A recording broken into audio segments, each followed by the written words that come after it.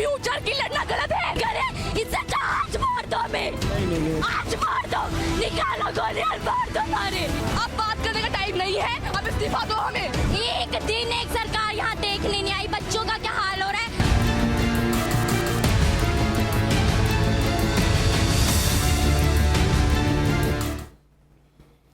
बिस्मिल्लाहिर्रहमानिर्रहीम। अस्सलाम वालेकुम नाज़रीन, आप देख रहे हैं प्रोग्राम फैसला। मैं हूं आफ्ताब मोगेरी। यकीनी तौर पर आज मासूम बच्चों की बात जो कि दिल्ली से पूरी दुनिया तक अब पहुंचने लगी हैं। अगर कहा जाए कि जंतर मंतर पर हिंदुस्तान के तलबा और उनके वर्सा और मुख्तलिफ सियासी जमातों के रहनुमा जंतर मंतर पर गुज़श्ता 15 रोज़ से एहतजाज कर रहे थे, मगर इस एहतजाज का मकसद सिर्फ इतना था कि वफाकी वज़ीर तालीम अपने मनसब से इस्तीफ़ा दें और जो पर्चा लीक हुआ है उनके ख़िलाफ़ कार्रवाइयाँ हों।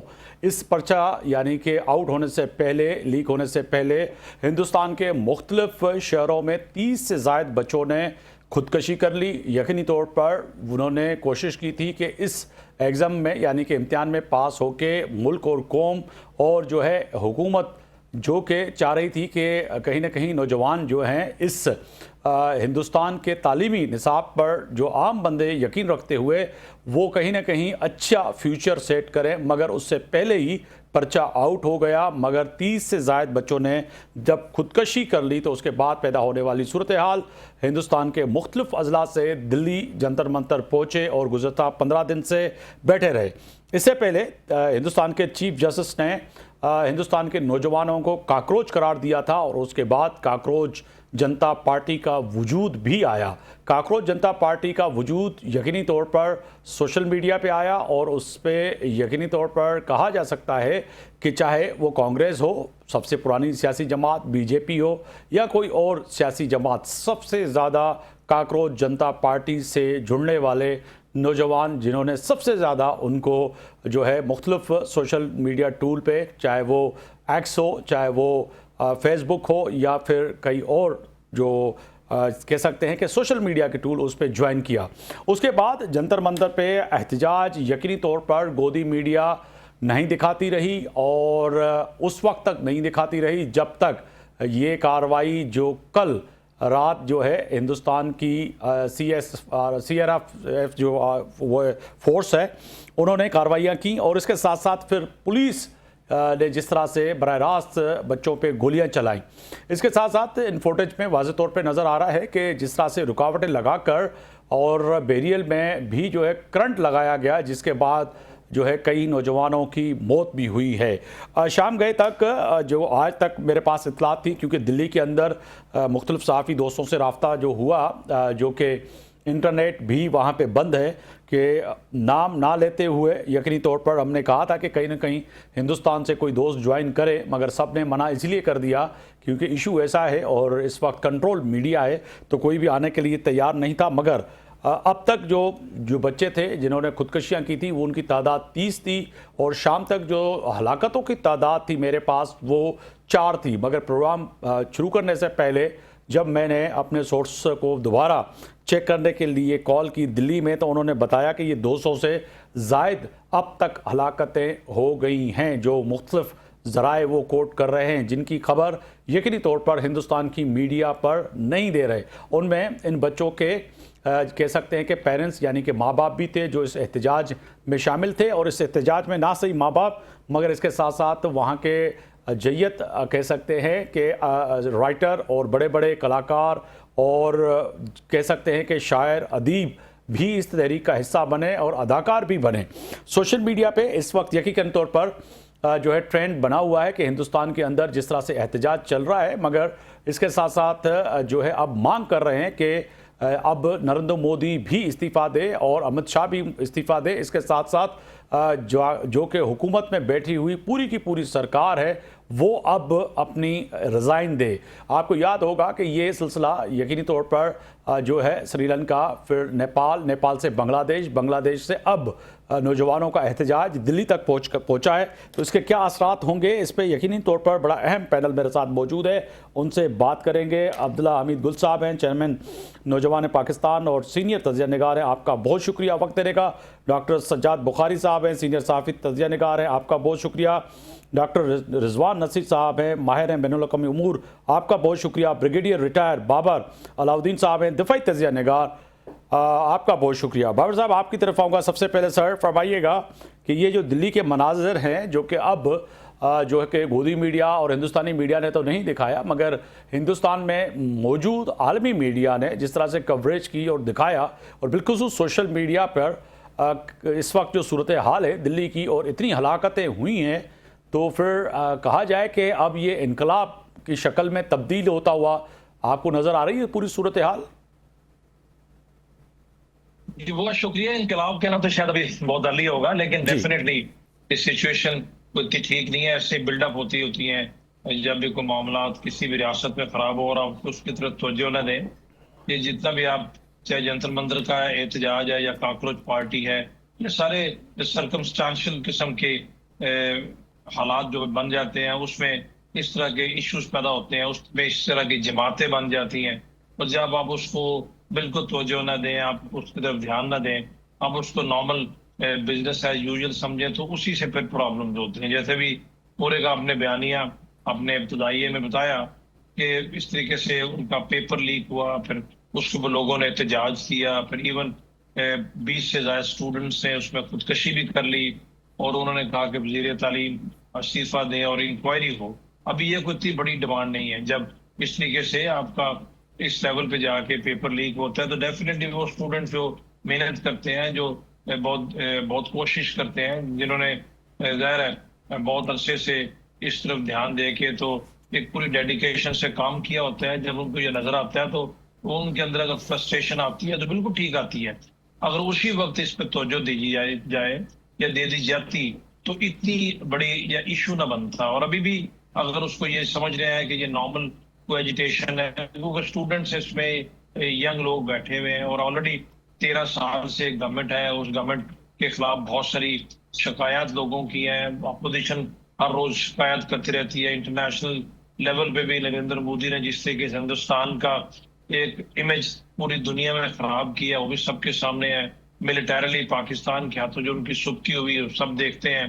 फिर उसके बाद हिंदुस्तान के अंदर जो अकलियतों के साथ, जो छोटी जात के हिंदुओं के साथ जो मजहबी बुनियादों के ऊपर लोगों से सलूक हो रहा है, अनरेस्ट है ओवरऑल सोसाइटी में। ये नहीं है कि अनरेस्ट नहीं है। और आप जब बिल्कुल कंप्लेसेंट हो जाते हैं, आप समझते हैं कि मैं बिल्कुल ठीक कर रहा हूँ, ये जो भी कुछ हो रहा है ये छोटा मोटा इसको कंट्रोल कर लिया जाएगा, तो वहीं से फिर सिचुएशन खराब होती है।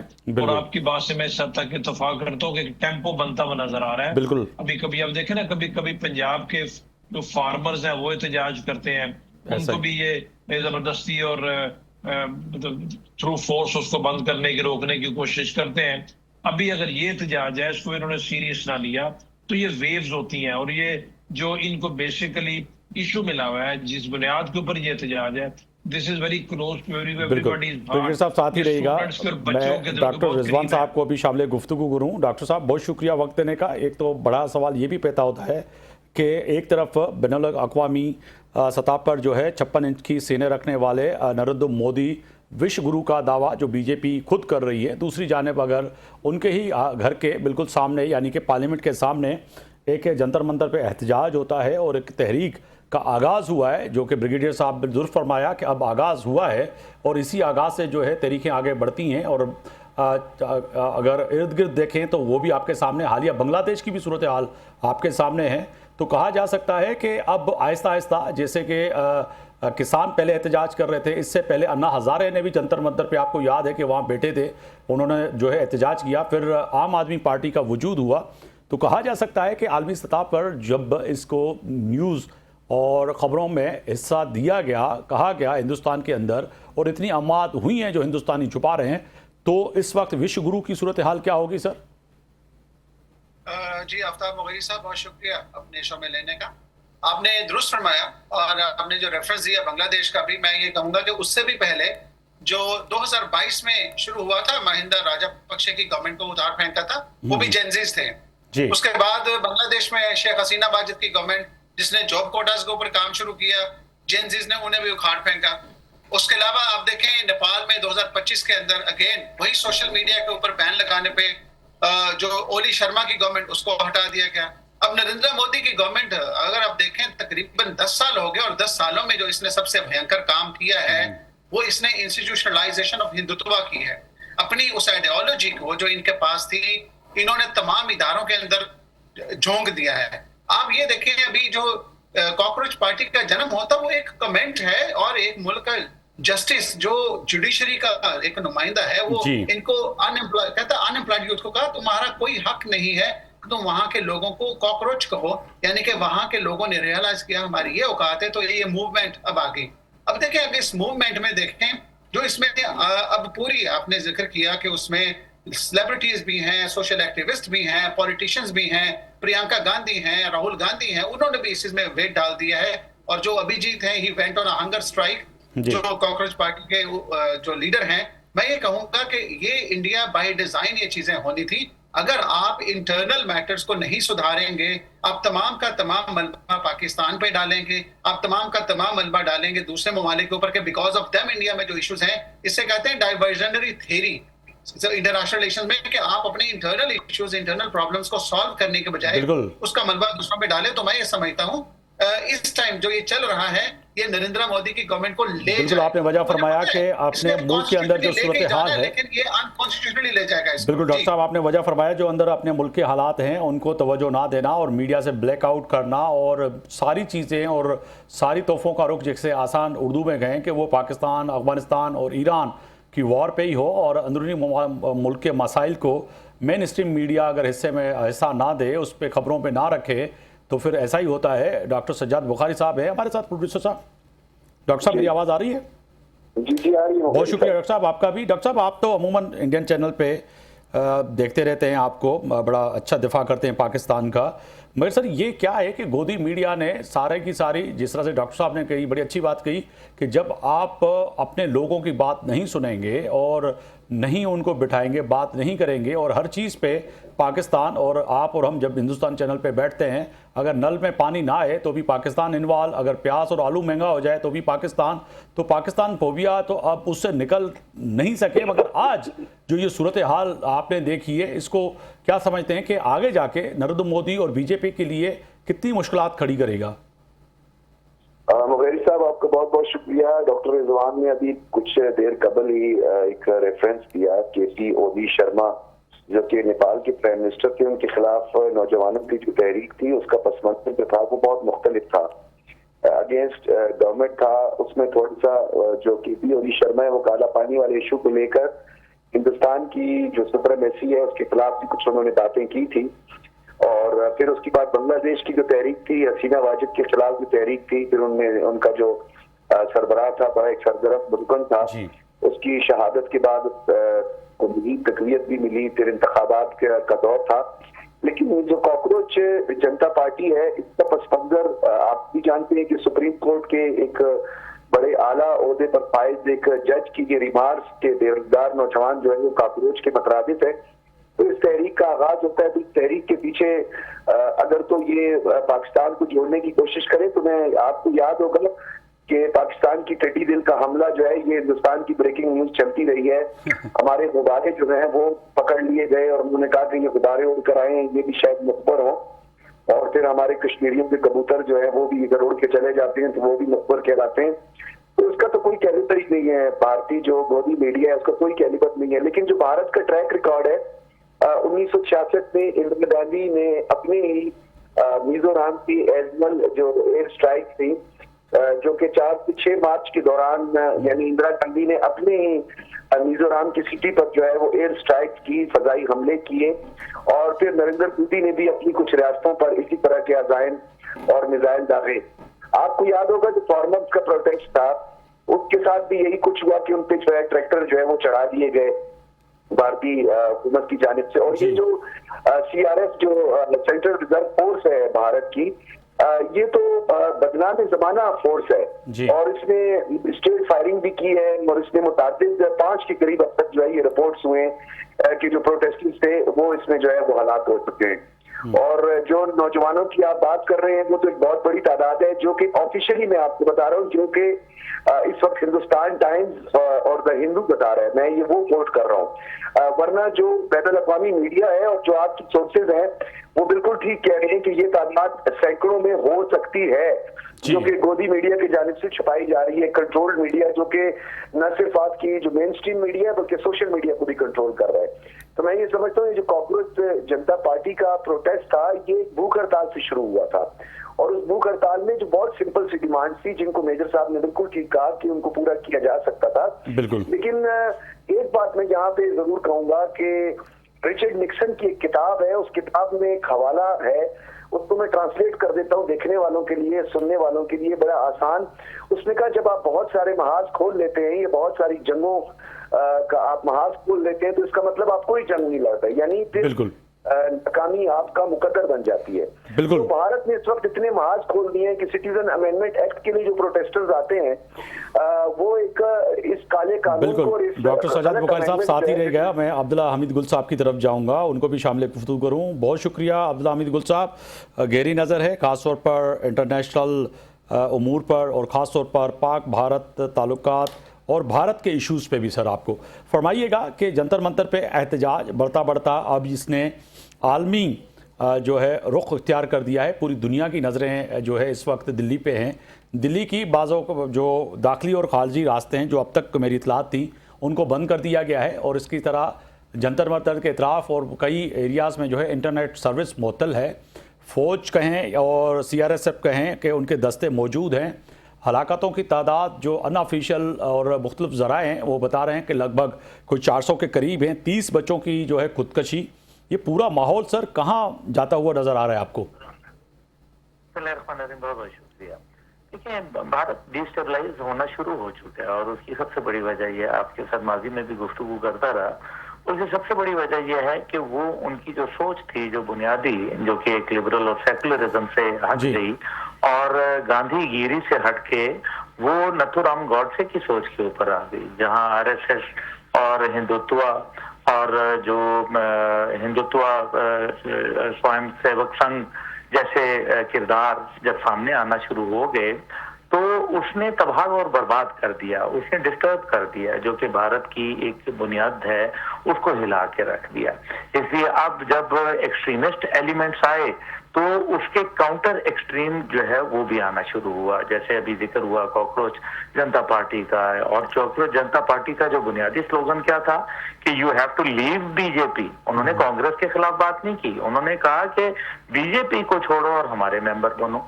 तो इसका मतलब यह है कि डायरेक्टली और फिर द वे उन्होंने जिस तरह से एक्सेल किया और जितनी उनकी मिलियंस के अंदर फॉलोइंग गई, it was just an eye opener. अभी ये खत्म नहीं हुआ था कि अभी ये जंतर मंतर वाला सिलसिला शुरू हो चुका है। इससे पहले अगर आप देखें कि किसान मूवमेंट के अंदर कितने 861 लोगों को जो है वो मार दिया गया, और किसान मूवमेंट ने जाके लाल किले के ऊपर बाकायदा जो सिखों ने अपना परचम जो है वो लहरा दिया खालिस्तान मूवमेंट का। तो ये तमाम बातें जो नजर आ रही हैं, इससे नजर ये आ रहा है कि भारत जहां एक तरफ जाता है, दूसरी तरफ मजीद प्रॉब्लम आ जाती है। अब आप सिलीगुड़ी कॉरिडोर से ऊपर की तरफ देख लें तो 7 स्टेट्स जितनी मेघालय वगैरह, जो मिजोरम वगैरह, इधर अरुणाचल प्रदेश और इधर मणिपुर, ये तमाम झुलस रहे हैं, और वो लोग तो मानते ही नहीं है। नागालैंड वाले तो ये कह रहे हैं कि जी हमारा भारत के साथ कोई ताल्लुक ही नहीं है। उन्होंने तो आजादी का नारा लगा दिया, उन्होंने अपना जो मंशूर और दस्तूर पेश कर दिया, उन्होंने अपना तराना पेश कर दिया, अपना झंडा बना के रख दिया। इधर सिख हैं तो सिख उनके कंट्रोल में नहीं। तो ये जो अभी जो भारत के अंदर सिचुएशन है, और फिर सबसे बड़ी बात यह है कि तमाम की तमाम कॉन्सेंट्रेशन न्यू दिल्ली के ऊपर है। और न्यू दिल्ली के ऊपर कॉन्सेंट्रेशन का मतलब यह है कि पूरी दुनिया का मीडिया उसको मॉनिटर कर रहा है, और भारत के अंदर इस टाइम पे ताकत के जरिए कुचलने का एक तरीका बना हुआ है। और सबसे बड़ी बात इसके अंदर ये हुई कि जब पाकिस्तान से मार खाई तो पता ये चला कि भारत का तो ये जो, जिसको हम समझते थे कि ये एक जेबरा है, जब बारिश पड़ी पाकिस्तान की मिसाइलों की तो पता चला कि वो लकीरें वकीरें मिट गई। अंदर तो खड़ा हुआ था एक खच्चर।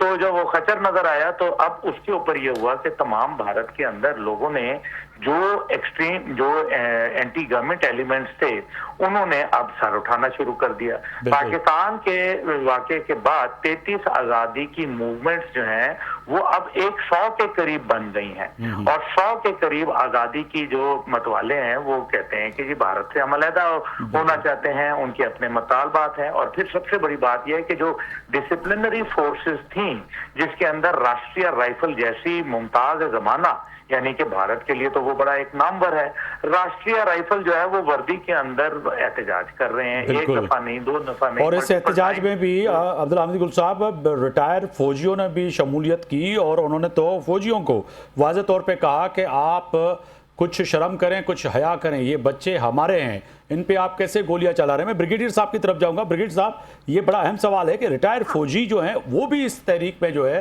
अब शामिल हो चुके हैं, जिनकी फुटेज वाज़े तौर पर हमने भी दिखाई हैं और आलमी मीडिया भी दिखा रहा है कि वो सवाल कर रहे हैं कि हमारी पेंशन बंद कर देंगे, अगर हमें धमकी दे रहे हैं आप तो बेशक दे दें, पेंशन बंद कर दें, मगर हम अपने बच्चों का साथ नहीं छोड़ेंगे। अब ये रिटायर फौजी वहाँ के सवाल उठा रहे हैं।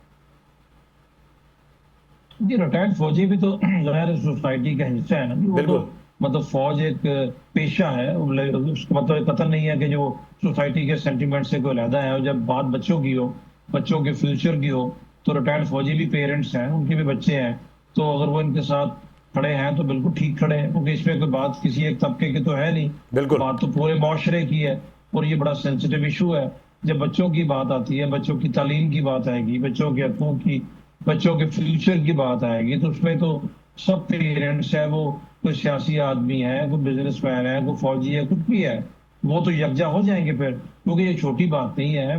किसी मुल्क में, किसी मुआशरे में किसी एक बच्चा या स्टूडेंट किसी भी वजह से अगर किसी हादसे का शिकार हो जाता है तो सबकी हमदर्दियां उसके साथ होती है। जब यहाँ पर देखें कि बच्चे जैसे 20 कहा जा रहा है और इससे भी तादाद शायद ज्यादा है, वो अपनी जिंदगी खत्म कर ली उन्होंने एक तालीमी निज़ाम और गवर्नमेंट की एक फेलियर के ऊपर उसको रीजन बना के। तो छोटी चीज तो नहीं है। दरअसल बात सारी की सारी ये है जी कि नरेंद्र मोदी जैसे जो लोग होते हैं, इसकी सोच के लोग जो होते हैं, वो अपने मुआशरों के लिए कभी बेहतरी लेके नहीं आ सकते, काउंटर प्रोडक्टिव होते हैं, तबाही लेके आते हैं। जो इंतहा पसंद होते हैं, जो सख्त गिर होते हैं, जिनके रवैये में तब्दीली नहीं आती, जो मजहब को इस्तेमाल करते हैं, जो कौमियत को इस्तेमाल करते हैं, जो पॉपुलिज्म की सियासत करते हैं, कभी भी मुआशरे के लिए बेहतर नहीं आते, क्योंकि वो उनकी फौज उनकी सोच फ्यूचरिस्टिक नहीं होती। वो अपनी जात से निकल के या उस बंद गली की सोच से निकल के आगे नहीं देखते।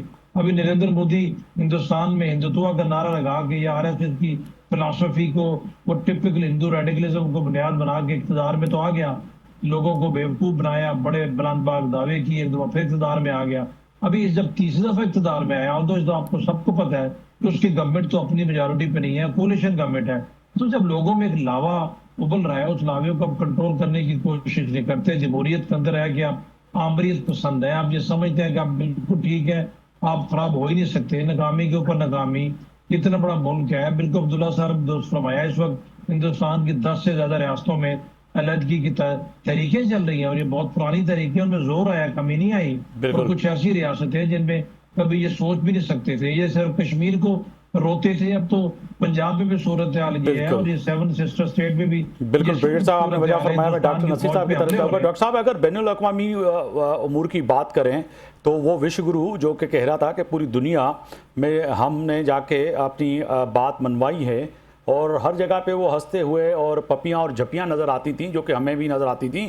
मगर आज बच्चों ने ये भी सवाल उठाया जंतर मंतर पे कि विश्व गुरु कहाँ हैं, कौन से पड़ोसी, कौन से ऐसे देश, कौन से ऐसे मुल्क जो हमारे साथ हैं। पाकिस्तान चलें ठीक है हमारा दुश्मन है, मगर बांग्लादेश, श्रीलंका, नेपाल, जितने भी ममालिक हैं, चाइना, ईरान, किस मुल्क से हमारे ताल्लुकात अच्छे हैं, जो कि सिर्फ गोदी मीडिया पे दिखाई देते हैं मगर हमें नहीं दिखाई देते। ये बच्चों का सवाल था आज। जी देखें, जब आप सुपरफिशियली चीजें कर रहे होते हैं ना, सिर्फ अपनी अवाम के, अपने लोगों को दिखाने के लिए, और सुपरफिशियली चीजें वो ज्यादा देर स्टैंड नहीं करती। नरेंद्र मोदी ने सारा का सारा मीडिया जो खरीदा हुआ है, वो दिन रात यही झूठ बोलता है, पाकिस्तान के खिलाफ जहर उगलता है। आपने बिल्कुल दुरुस्त फरमाया। मैं ये कहना चाहूंगा कि अब कहाँ है वो, जब से ये जंग में गए हैं बिल्कुल आइसोलेशन का शिकार हो गए थे। ईरान और अमेरिका की जंग के बाद कहीं भी इंडिया को कोई तवज्जो नहीं मिली। आप ये देखें, एक इंटरनेशनली जैसे जेलसी का फैक्टर होता है कि पाकिस्तान को तवज्जो मिल रही है, बजाय इसके कि आप अपनी अवाम को अपनी अचीवमेंट्स बताएं, वो पाकिस्तान की बदखूबियां फिर कर रहे थे कि पाकिस्तान में वो जेडी वैंस नहीं आएंगे, ये नहीं होगा, वो नहीं होगा। अब बच्चों ने जो सवाल उठाया, दो चीजें हैं। देखें, वहां पे एक तो दुनिया की सबसे बड़ी पॉपुलेशन बन गया इंडिया, और उसमें आप ये देखें कि उन लोगों की जरूरियात बढ़ गई, उनको नौकरियां देनी है, उन्होंने आगे वो अपना बागडोर संभालनी है। आप उन्हीं लोगों को जलील कर रहे हैं। जितने करप्शन के स्कैंडल नरेंद्र मोदी के अंडर खुले हैं, चाहे वो इनकी सुप्रीम कोर्ट के जो मामलात हों जिसमें क्रोनीज और फेवर्ड जो उनके लोग थे उनको उन्होंने नवाजा, उसके अलावा जो वेपनाइजेशन इन्होंने की है इन्वेस्टिगेटिव एजेंसीज को, ऐसे मामला दिए उन्होंने मिलकर खाया है। सेंट्रल ब्यूरो इन्वेस्टिगेशन ने या फिर एनफोर्समेंट डायरेक्टरेट वगैरह ने मिलकर लोगों को खाया है। लोग उकता गए हैं। राफेल जेट की जो डील थी उसमें भी इन्होंने बहुत बड़ी करप्शन थी। बिल्कुल आप वजह फरमा रहे हैं। आप ये देखें कि जब अपनी करप्शन छुपानी हो तो वो बच्चों को ऐसे ही ट्रीट करेंगे ना। अभी मैं ये कहना चाहूंगा कि अभी डॉक्टर जान ने भी जिक्र किया, सिटीजनशिप अमेंडमेंट एक्ट जो था आपके कॉन्स्टिट्यूशन में, आपने बड़ा कहते ना ये लेते हैं, प्राइड लेते हैं कि हम तो सेकुलर हैं। आप खा के सेकुलर हैं। आप लोगों ने जहां पे इतनी डिस्क्रिमिनेशन की, आपकी इतनी ज्यादा आबादी मुसलमान आबादी है, आपने उसमें कहा कि हम मुसलमानों को बिल्कुल ट्रीट ही इस तरह से नहीं करेंगे। सिर्फ मुसलमान नहीं शिकार, सिख इसका शिकार, क्रिश्चियन शिकार, या दीगर जो मज़ाहिब है वो भी दलित हैं, सिख हैं का शिकार बने।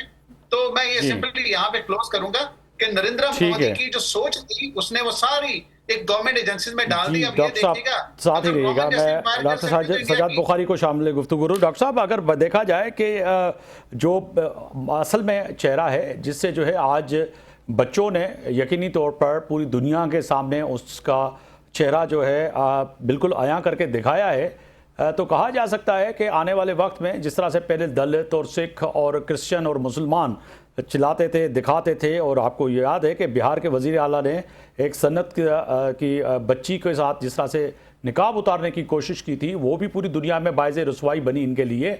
तो अब ये जो सूरत हाल है दिल्ली की, तो ये भी तो बाइज़ रसवाई है, मगर अब अगर ये जो एहतजाज का दायरा कार जो है अब मज़ीद बढ़ता है, तो आपको लग रहा है कि ये आहिस्ता आहिस्ता ये तहरीक में तब्दील होगा?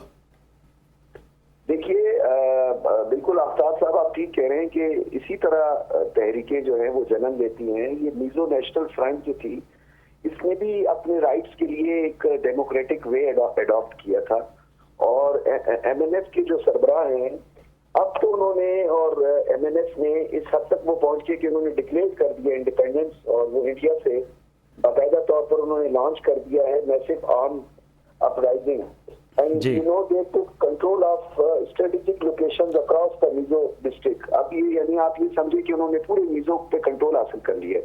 लद्दाख फ्रीडम मूवमेंट, आपको याद होगा जब हमारे कश्मीर में शौकत मीर साहब जो है वो प्रोटेस्ट कर रहे थे, तो उसी दौरान वहां पे लद्दाख फ्रीडम मूवमेंट थी, उसके सरबराह भी प्रोटेस्ट कर रहे थे, तो उनको गिरफ्तार कर लिया गया था। इसी तरीके से इनका किश्तवाड़ा है, वहां पे एक एमएलए को इन्होंने इसी तरह प्रोटेस्ट करते हुए गिरफ्तार कर लिया था। तो अब कुपवाड़ा में तहरीक जो है वो इतनी जोर पकड़ गई है। अब नागालैंड, त्रिपुरा, चिकन नेक्स की जो तहरीकें हैं वो अब इतनी आगे पहुंच गई हैं। 52 तो रजिस्टर्ड है, जो कि हिंदुस्तान खुद तस्लीम करता है कि ये 52 सेपरेटिस्ट मूवमेंट जो है वो एग्जिस्ट करती हैं, और अब तो उन्होंने बाकायदा तौर पर जो आपकी खालसा की तहरीक है उसको सपोर्ट करना शुरू कर दिया है। तो इस मैच तक जो है ये भारत ने बहुत सारे महाज खोल के इस मैच तक पहुंचा दिया कि यानी अपनी गुर्बत को दूर नहीं किया, अपने भूख और अफलास को दूर नहीं किया। 80 करोड़ लोगों के पास वॉशरूम नहीं है, उनका बंदोबस्त नहीं किया, जो कि एक बुनियादी जरूरत है, लेकिन इन्होंने अपने प्रॉक्सीज पर पैसे लगाए। डॉक्टर साहब, मुझे याद है कि 2019 में यूनाइटेड नेशन में नरेंद्र मोदी के साथ, मैं प्राइम मिनिस्टर उस वक्त उसके साथ था, तो उसने अपनी स्पीच का आगाज़ इसी से किया था कि हम जो है 2 करोड़ जो है इस वक्त मुल्क के अंदर बाथरूम बना के आए हैं, शौचालय बना के आए हैं। आपने दुरुस्त फरमाया, तो शौचालय बना नहीं सके, और जो पाकिस्तान से कुछ लोग गए थे हिंदू, वो आज 10 साल होने के बावजूद जो है उनको आधार कार्ड नहीं दी गया।